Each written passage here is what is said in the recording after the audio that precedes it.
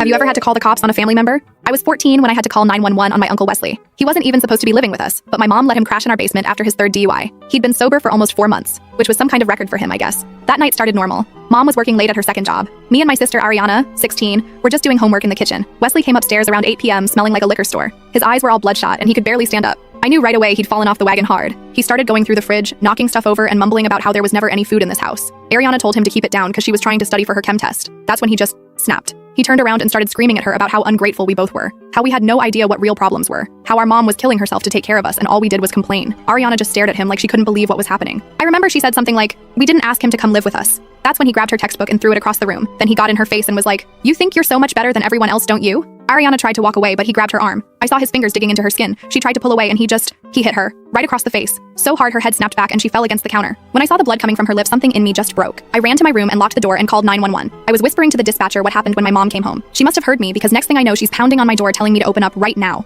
I didn't want to, but she was threatening to take the door off the hinges. When I opened it, she grabbed the phone out of my hand. I'll never forget what she said to the 911 operator. She was like, "Oh, I'm so sorry about this. My daughter is just being dramatic. She's upset because we took her makeup away for failing math. Everything's fine here. Just a teenager throwing a tantrum." The dispatcher must have asked something because then mom said, No, there's no emergency. My brother is visiting and they got into an argument about the TV remote, but everyone's calmed down now. Thank you for your concern though. She hung up and said if I ever tried to bring cops to our house again, I'd regret it. That family problems stay in the family, that I had no idea what would happen if CPS got involved, and did I want to end up in foster care where terrible things happen to girls like me? When she left my room, I snuck out to find Ariana. Her lip was swollen and there was this huge red mark on her cheek. She was in the bathroom putting ice on it. She wouldn't even look at me. I tried to apologize for not doing more, but she just shook her head. That night, I heard her and mom fighting. Mom kept saying it wasn't that bad and Wesley was sorry and he was family, and where was her compassion? Ariana was screaming back that this was the third time he'd gotten violent, and mom always made excuses and she was done. I fell asleep sometime during their fight. When I woke up the next morning, Ariana was gone. Her backpack was missing and so was her favorite hoodie. Mom acted like nothing happened. She made pancakes and said Ariana went to stay with a friend to study for finals. But days passed, then weeks. No one talked about Ariana. It was like she never existed. I tried texting Ariana, but she'd blocked my number. A month later, the police actually did show up. 2 officers asking questions about Ariana. Mom told them she was 18 now and had decided to move out on her own. Technically not a runaway anymore. That night, I overheard mom on the phone with someone. She was crying, saying she didn't know what to do. That Ariana was threatening to press charges against Wesley for assault if mom didn't sign some paperwork. I couldn't hear what the paperwork was for. 3 years passed. I was getting ready to graduate high school when I got a letter in the mail. No return address. Inside was a graduation card with $200 cash and a note. "I'm sorry I left you there.